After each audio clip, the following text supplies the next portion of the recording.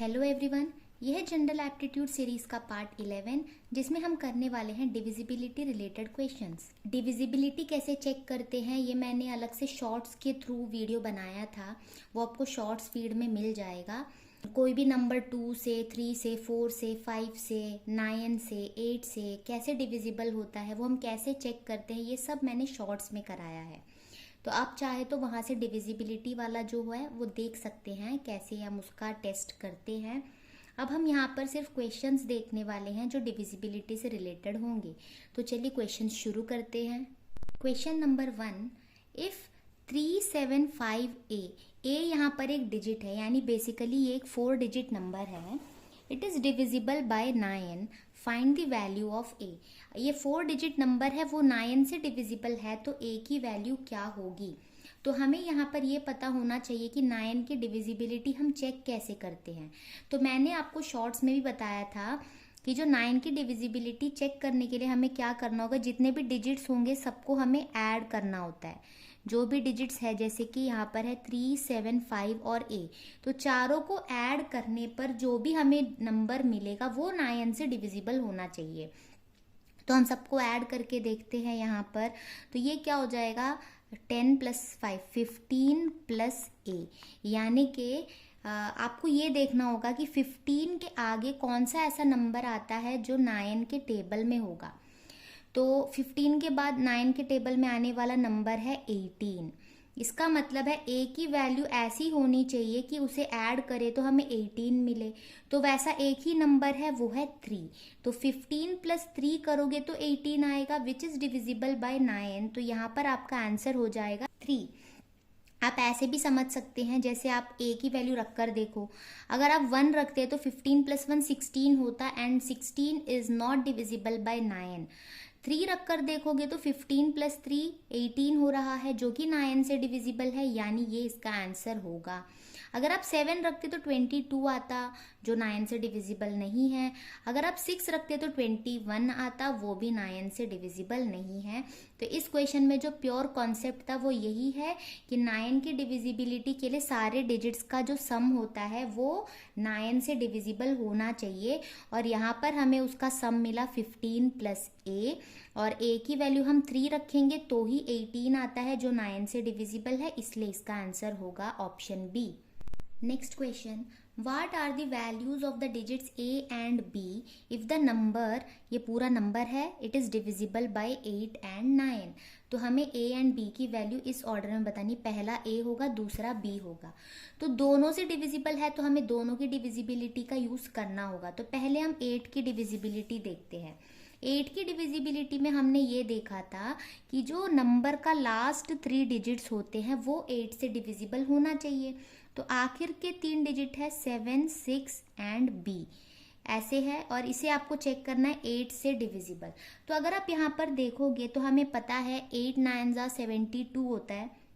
तो अगर आप ऐसे काटोगे 9 टाइम्स तो 72, तो 4 कैरी होता है। तो यहाँ पर ये नंबर 4 भी आएगा, जो 8 से डिविजिबल होना चाहिए। अब B की जगह अगर आप 0, यहाँ पे जैसे दिया हुआ है A 1 है, B 2 0 है, तो जो भी यहाँ पर दिया हुआ है ये B की वैल्यूज है। तो आप देख सकते हैं 3 ऑप्शंस में B की वैल्यू 0 दी गई। अगर हम वो रखें 40, और 40 जो है वो कट जाएगा। अगर यहाँ पे 0 होता तो ये 40 होता, एंड ये 5 से कट जाता, ऐसे होगा। अगर आप ऐसे भी देखें कि यहाँ पर तो 7 दिया हुआ है, 7 तो हो ही नहीं सकता क्योंकि ये नंबर 8 है।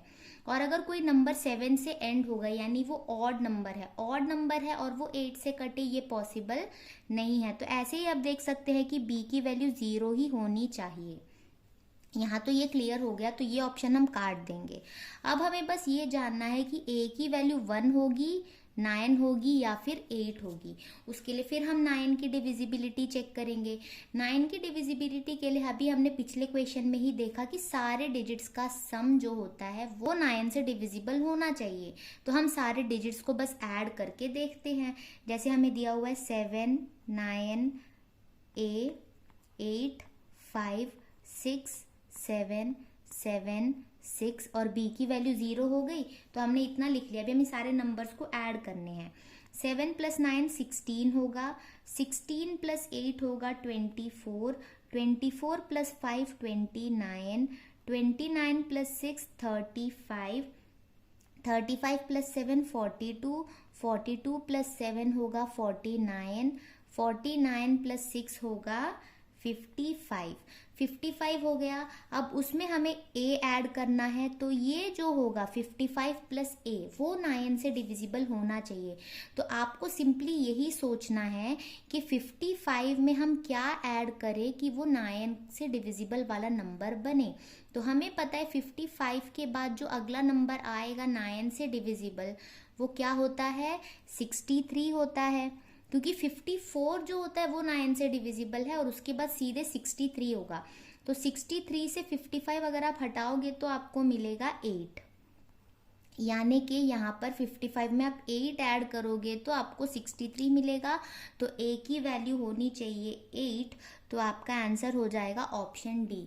उम्मीद करती हूँ आप समझ रहे होंगे कि मैं क्या बताना चाह रही हूँ, क्योंकि ऐसे सिर्फ ऐसे बोर्ड में बताने में और खुद से पढ़ाने में बहुत फ़र्क होता है। तो ऐसे मैं पढ़ाना पसंद नहीं करती हूँ, बट क्या करें, कोई और चॉइस है नहीं मेरे पास, तो मुझे ऐसे ही पढ़ाना पड़ रहा है। तो आप मुझे ज़रूर बताइएगा कि इस तरह से पढ़ाने में आपको समझ में आ रहा है या नहीं, क्योंकि जैसे हम फेस दिखाकर खुद से एक्सप्रेस करते हैं तो उसमें हम ज़्यादा एक्सप्रेसिव वे में किसी भी चीज़ को समझा पाते हैं। तो इस तरह से आपको समझ में आ रहा है या नहीं वो भी आप मुझे ज़रूर बताइएगा। अगला क्वेश्चन है, in a division sum the divisor is 10 times the quotient and 5 times the remainder. If the remainder is 46, find the dividend. अब आपको ये पता होना चाहिए कि divisor, dividend, quotient and remainder क्या होता है। नॉर्मली कोशेंट एंड रिमाइंडर सबको पता होता है, डिवाइजर एंड डिविडेंड में कंफ्यूजन होता है। तो जैसे मैं यहाँ पर ले लूँ एक नंबर 26 और इसे मैं डिवाइड कर रही हूँ 5 से, तो आपको पता है 5 25 होता है। अगर हम इसे माइनस करें तो यहाँ पे 1 आता है। तो यहाँ पर जो बच जाता है इसे हम कहते हैं रिमाइंडर। मैं इसे r से डिनोट कर रही हूँ। यहाँ पर जो आपने लिया है, जिससे भी आपने मल्टीप्लाई किया, ये होता है आपका कोशेंट। जिस नंबर को आप अंदर रखते हो इसे हम कहते हैं डिविडेंड। तो यही हमें निकालना है। यहाँ पर ना मैं इसे a मान रही हूँ और जिस नंबर से आप इसे डिवाइड कर रहे हो उसे कहते हैं डिवाइजर और उसे मैं b मान रही हूँ। और आपको पता होगा इस 26 को आप लिख सकते हो कुछ इस तरह से। आपने ये वाला फॉर्मूला पढ़ा होगा, a is equal to B Q plus R. यानी ये जो डिविडेंड होता है उसे हम कैसे लिख सकते हैं, divisor into quotient plus remainder. जैसे ये डिवाइजर 5 इंटू 5 कोशेंट से मल्टीप्लाई किया, 25 प्लस 1 26 होता है। तो ये तो आपको पता ही होगा, ये IAS क्लास 9th का है, जिसमें ये जो डिविडेंड होता है उसे हम लिखते हैं divisor into quotient plus remainder. ये हमारा बेसिकली होता है। अब हम यहाँ पे बोला गया है, यहाँ पे हमें क्वेश्चन में बोला गया है divisor is 10 times the quotient. Divisor को मैंने b लिया है, it is 10 times of quotient, 10 Q दिया गया है, and 5 times the remainder. And यही जो डिवाइजर है वो रिमाइंडर के 5 टाइम्स है। ये दो चीज़ें हमें यहाँ पर बताई है और बोला गया है कि रिमाइंडर जो है वो 46 है। हमें डिविडेंड यानी कि a फाइंड आउट करना है। a फाइंड आउट करने के लिए हमें b चाहिए, q चाहिए और r चाहिए।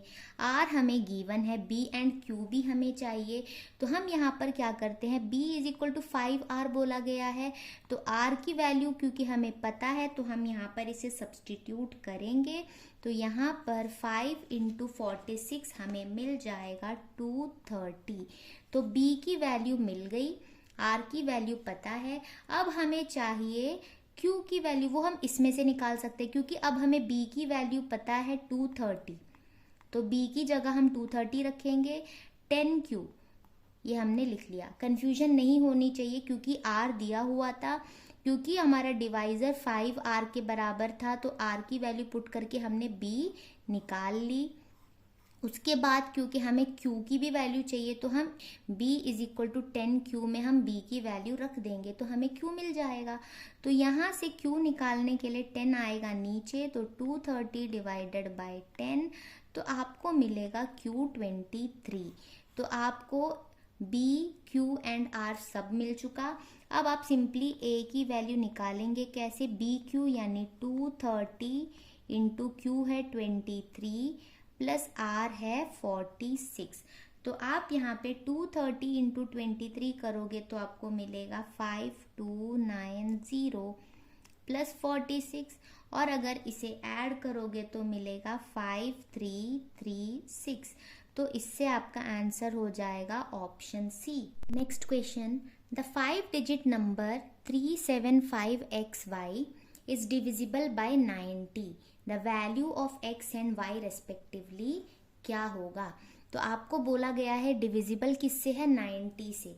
कोई भी नंबर 90 से डिविजिबल तब होता है अगर वो 9 एंड 10 दोनों से डिविजिबल हो, ये आपको पता होना चाहिए। सबसे पहले हम ये देखते हैं कि वो 10 से डिविजिबल है, तो उसका मेन क्राइटेरिया यही होगा कि वो नंबर एंड करेगा 0 से।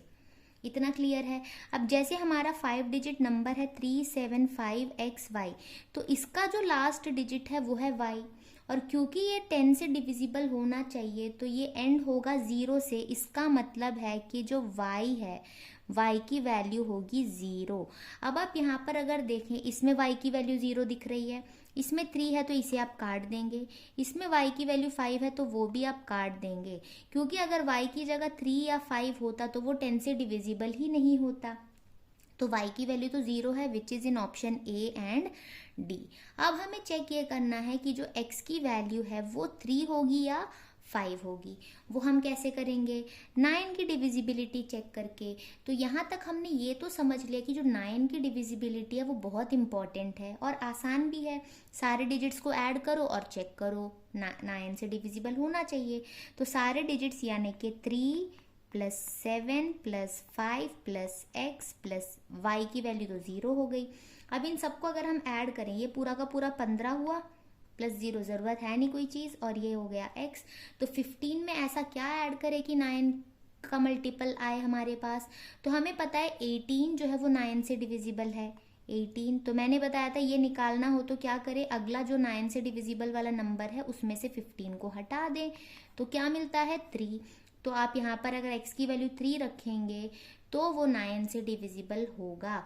तो x की वैल्यू 3 यानी कि ऑप्शन ए। तो ये बहुत आसान सा सवाल है और ऐसे क्वेश्चंस आते भी बहुत है, इसलिए मैंने ऐसे क्वेश्चंस लिए हैं। अगला क्वेश्चन देखते हैं। अगला question, the 7 digit number 876p37q is divisible by 225। The value of p and q can be respectively. अब ये डिविजिबल है 225 से। अब 225 जैसे हमने देखा था, अगर कोई नंबर 90 से डिविजिबल है इसका मतलब है कि वो 9 एंड 10 दोनों से डिविजिबल होना चाहिए। उसी तरह से 225 से कोई नंबर तब डिविजिबल होता है अगर वो 25 एंड 9 दोनों से डिविजिबल हो। अगर आप चेक करोगे 25 इंटू 9 225 आता है, तो अगर कोई नंबर इन दोनों से डिविजिबल होगा तो ये 225 से भी डिविजिबल होगा। 25 से डिविजिबल होने के लिए आपको पता है लास्ट डिजिट 0 या 5 होना चाहिए, यानी कि Q की जो वैल्यू है वो या तो 0 होगी या फिर 5 होगी। तो 0 हो सकता है, 0 हो सकता है, 5 हो सकता है, बट 9 नहीं हो सकता, तो इसे हम यहीं पर कैंसिल कर देंगे। अब हमें ये चेक करना, 25 का तो हमने देख लिया, अब हमें 9 की डिविजिबिलिटी चेक करनी है, जो कि हमने ऑलरेडी इतने सारे क्वेश्चंस में कर लिया है। तो आपको करना यह है 8 7 6 p 3 7 एंड Q की जो वैल्यू है वो 0 या 5 कुछ भी हो सकता है। तो हम यहाँ पर एक काम करते हैं, Q ही रखते हैं, क्योंकि हम 0 ले या 5 ले वो हम अभी डिसाइड करेंगे। तो पहले हम बाकी डिजिट्स को ऐड कर लेते हैं। अगर हम इन्हें ऐड करें, 8 प्लस 7 होता है 15, 15 प्लस 6 होगा 21, 7 प्लस 3 होता है 10, तो 10 प्लस 21 होता है 31। इसके अलावा हमारे पास है P एंड Q। तो हमें पता है 31 के बाद P एंड Q हमें ऐड करना है। तो 31 के बाद जो हमारा मल्टीपल होता है वो होता है 36। ये होता है 36 होना है, इसका मतलब है P प्लस Q की वैल्यू 5 होनी चाहिए। ऐसा जो नंबर हमें दिया हुआ है 9 प्लस 0 5 हो नहीं सकता, 0 प्लस 0 0 होगा, 9 प्लस 5 तो 14 होता है, तो ये तो हम नहीं ले सकते। तो हमें अगला देखना होगा कि 36 के बाद ऐसा कौन सा नंबर है जो कि 9 से डिविजिबल है। तो 36 के बाद आता है 45। अब 45 में से अब 31 को हटाइए तो आपको मिलेगा यहाँ पर 14। तो आपको ऐसा नंबर लेना होगा P एंड Q का जिसे ऐड करके 14 मिले, वो एक ही ऑप्शन है 9 एंड 5। तो आप 25 का बिना चेक करे आप सीधे 9 का भी यूज़ कर सकते थे, क्योंकि 9 की डिविजिबिलिटी जब आप चेक करोगे तो ये आपको समझ में आ जाएगा कि P प्लस Q की वैल्यू या तो 5 होनी चाहिए या तो 14 होनी चाहिए, और 5 वाला कोई ऑप्शन हमारे पास है नहीं, 14 वाला एक ही ऑप्शन है, तो यही आपका आंसर होगा। तो इस तरह से कुछ डिविजिबिलिटी वाले क्वेश्चंस आते हैं। उम्मीद करती हूँ कि आपको ये समझ में आया होगा। अगर आपको समझ आया तो वीडियो को लाइक ज़रूर करें, और आगे आने वाली वीडियोस को देखते रहने के लिए चैनल को सब्सक्राइब करके बेल आइकन को क्लिक ज़रूर करना। अगर आपको मेरी पहली वाली वीडियोस देखनी है जनरल एप्टीट्यूड की, तो आपको उस पूरे प्लेलिस्ट का लिंक डिस्क्रिप्शन में मिल जाएगा, वहाँ से आप देख सकते हैं सारी videos. And thanks for watching.